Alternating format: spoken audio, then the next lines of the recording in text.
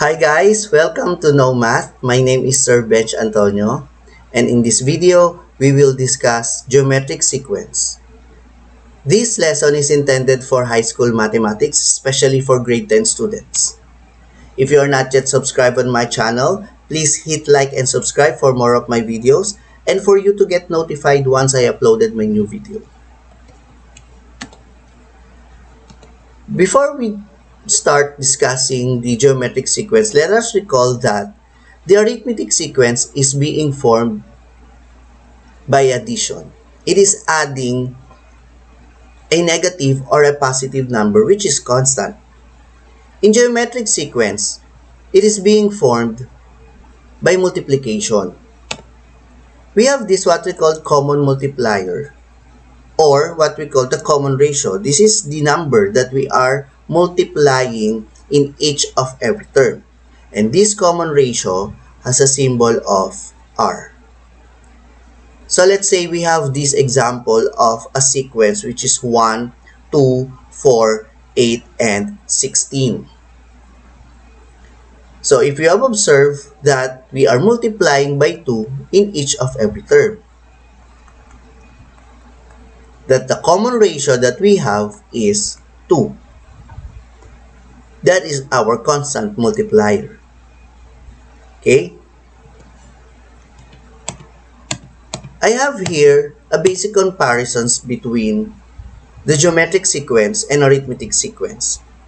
This is to lessen the confusion of some students in how to solve geometric sequence and how to solve arithmetic sequence. Take note that the arithmetic sequence has its common difference and that the formula is the last term is equal to the first term plus n or the number of terms minus 1 multiplied by its common difference.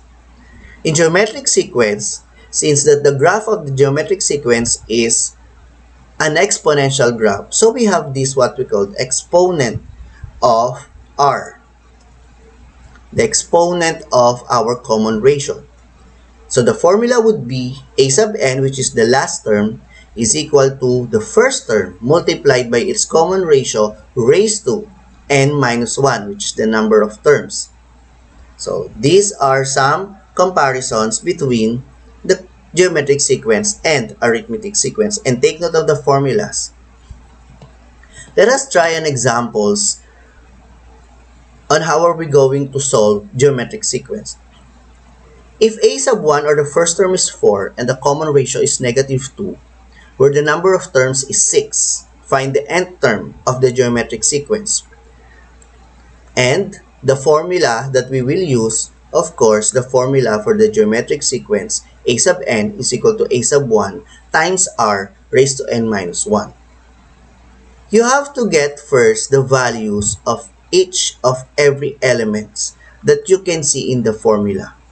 We have a sub n, we have a sub 1, r, and n, so that it will be easier to evaluate the equation or the formula. So what is a sub n? Since that this is the last term, we are finding the nth term of this geometric sequence that the given n is 6. So therefore, we have here a sub 6. Then our n is 6. Also, given the first term, which is 4. And we have this common ratio of negative 2. But we don't know what is a sub 6. So that is the one that we are going to look for, or the nth term. So by substituting, a sub n is a sub 6 is equal to a sub 1, which is 4, times the common difference of negative 2 that is being raised to the n minus 1, which is 6 minus 1. So let us simplify 4 times negative 2 raised to 5. That 6 minus 1 is 5. That is obvious. And 4, we have negative 2 raised to 5. That will give us negative 32. So we're going to multiply negative 2 5 times. That will give us a negative 32. that 4 times negative 32 is equal to negative 128. That is now our sixth term, a sub 6. Okay? Another example. Find the 15th term of the geometric sequence 2/3, 2, and 6, and so on. So, let us follow the formula. A sub n is equal to a sub 1 times the common ratio raised to n minus 1. So again, find all of the elements or the values of each elements that we have in the given. Find the 15th term. So therefore, we have a sub 15 as our last term. What is our a sub 1? A sub 1 is 2/3. What is the common ratio? So that is one of the things that you need to understand on how to solve a geometric sequence. You need to know how to find the common ratio. Finding the common ratio is, we need to get the ratio between two consecutive terms. A sub 2 divided by a sub 1 or a sub 3 divided by a sub 2. Take note that they should be equal. Okay? So let us try a sub 2 divided by a sub 1. We have 2 all over 2/3. So this is a fraction. So some students is having a hard time doing fractions, operating fractions. So I would suggest that if you're going to operate fractions, even if it is addition, subtraction, multiplication, or either a division, is to operate fraction by fraction 2. So this whole number 2, we will going to put a denominator of 1 for it to become fraction. So for the fraction or division of fraction, we will now multiply the numerator to the denominator of the denominator itself. Or basically, some of the learners want this what we call getting first the reciprocal of the denominator, which is 2/3. So we have the numerator of 2 over 1 and get the reciprocal of the denominator, which is 3 over 2. And then they will multiply. In multiplying fraction, numerator versus numerator, denominator versus denominator. So 2 times 3 is 6, 1 times 2 is 2. So same thing with this. 2 times 3, we have 6. 1 times 2, we have 3. And then we'll get 2. So let us try a sub 3 divided by a sub 2. We have a sub 3 of 6. Sorry, this is 2. The answer would be 3. Okay? 6 divided by 2. So we have now 6 divided by 2 is 3. So the common ratio that we have here now is 3. Okay, let's go back to the values. Now, the n value is, since that we are looking for the 15th term, we have here n is equal to 15. So therefore, we will now substitute it to the given formula, or those values to the given formula.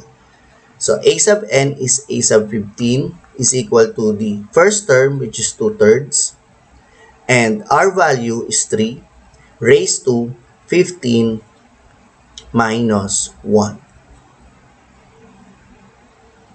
So now we have 2/3 raised to multiplied by 3 raised to 14 as 15 minus 1. But first, what is 3 raised to 14? That will give us 4,782,969. And with this, we can now easily evaluate this equation as per multiplying this 4 million to the numerator 2. 4,782,969 times 2, that is 9,000,000 565,938. And we will now divide it to the denominator 3. And that will give us 3,188,646. That is now our 15th term of the given sequence. Okay. Let us try more example. What is the ninth term in the sequence 1, square root of 3, 3, 3 square root of 3, and so on? So this is somehow quite different from the first examples because we have now this radical symbol on our terms. So let's follow the formula again. A sub n is equal to a sub 1 multiplied by common ratio raised to n minus 1. Let's start first with a sub n, which is a sub 9 because we are looking for the ninth term.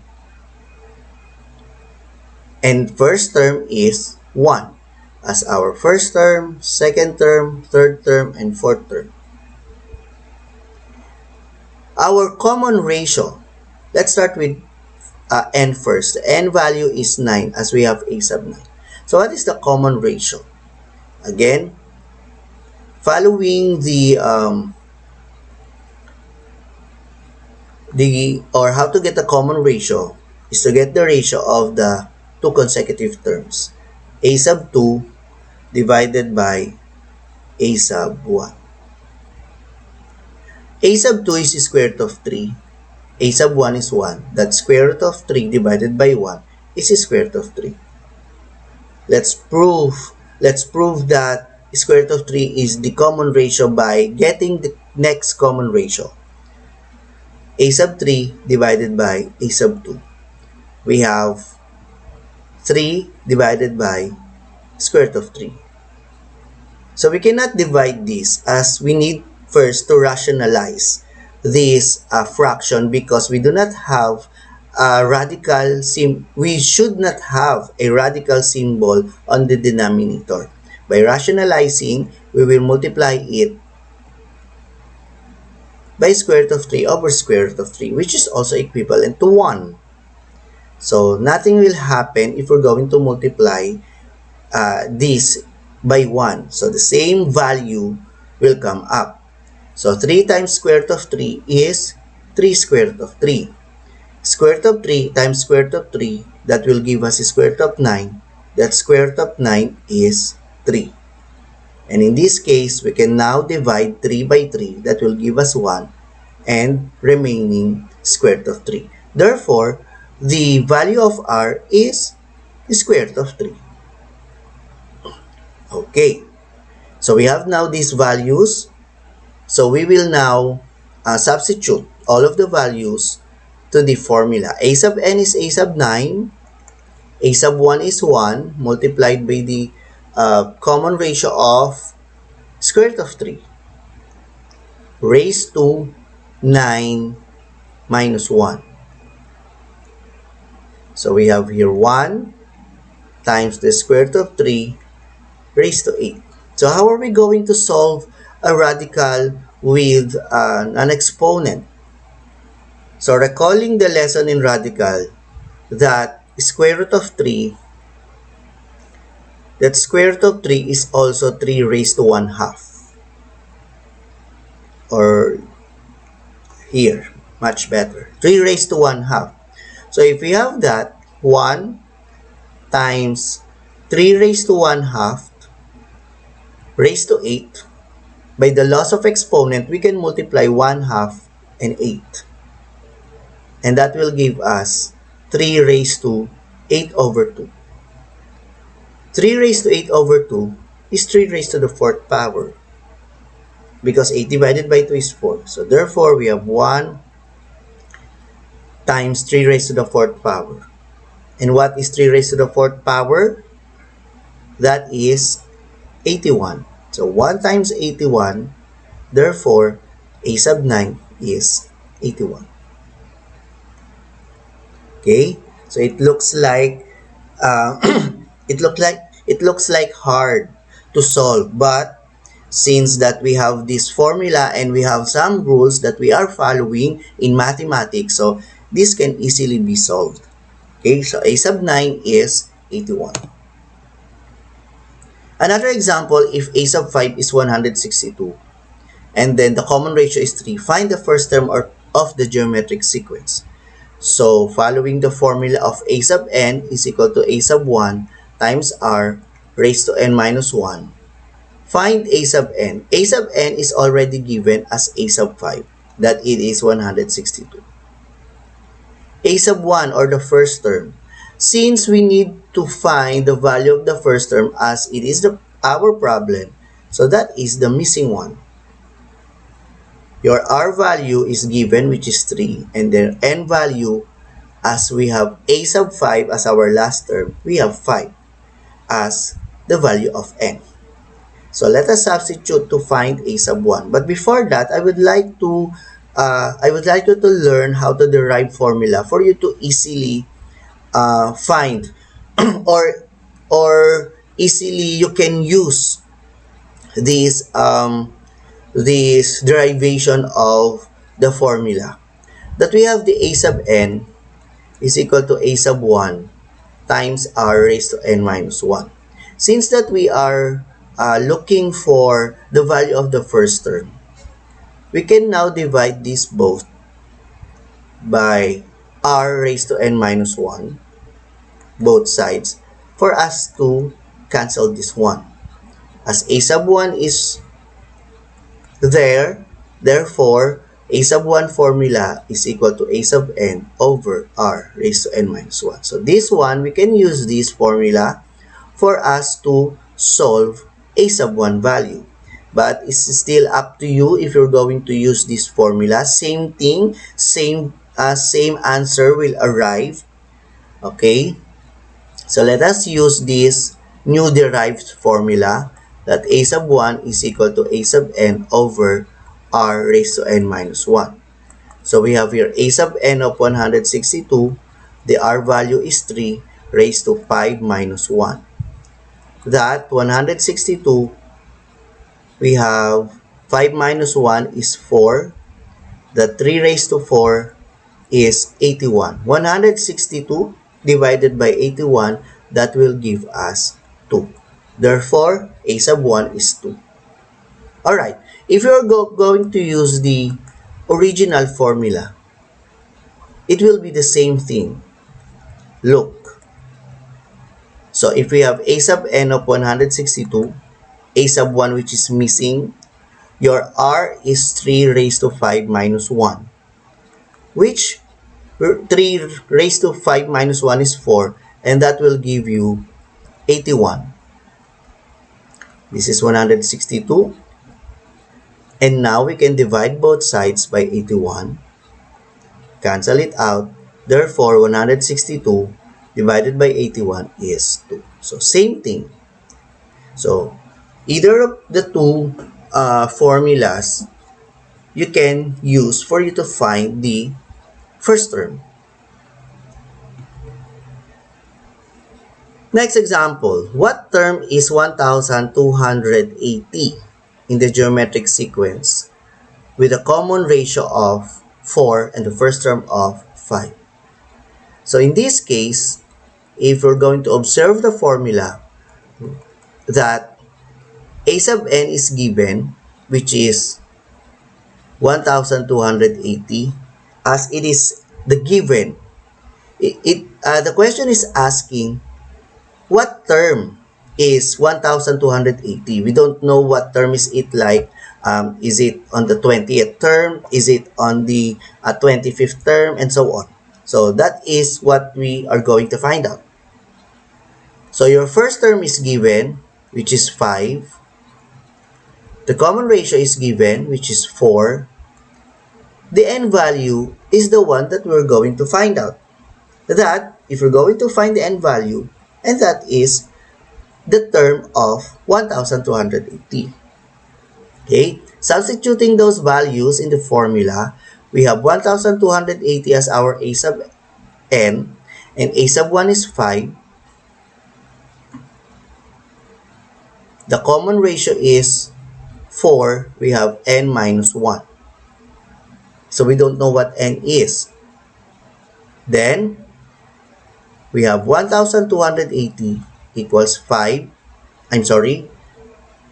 We will just rewrite. So the next thing that we will do is to divide both sides by 5. Alright?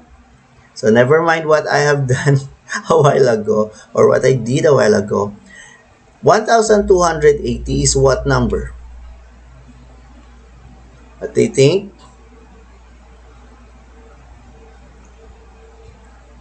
1,280 is, or divided by 5 is 256. And we have now 4 raised to n minus 1. Now, for us to solve this n value, we need to have, or we need to equate them on the same base of an exponential form. 256, if we're going to use the same base of 4, that is 4 raised to the 4th power. So if you have observed, they are now just like the same as equal, that is n minus 1, equal exponential form. 4 raised to 4 is equal to 4 raised to n minus 1. That we can now equate their exponent. Their exponent is 4 is equal to n minus 1. I'm sorry. Therefore, we can now find the value of n by transposing. Actually, it is addition property of equality that we are to add 1 both sides. So for it to be cancelled. But some teachers using the word transposition as it is just the same. But in the more clear explanation, it is an addition property of equality. Okay, so 4 plus 1 is 5, and that is now the value of n. So 1,280 is the fifth term of the given sequence. Okay, so remember that in the formula of a sub n, we know how to find the last term or the a sub n. We know how to find a sub 1. We know how to find n. But how about if we're going to find r? And that I will discuss on the next video, which is the geometric means. And that is all for the geometric sequence. And I have this math challenge for you guys. Find the 8th term of the geometric sequence 8/3, 4/3, 2/3, and so on. Then, if you know the answer, guys, just comment down below and I'll be happy to assist you. And do not forget to hit like and subscribe for more of my videos. And thank you for watching.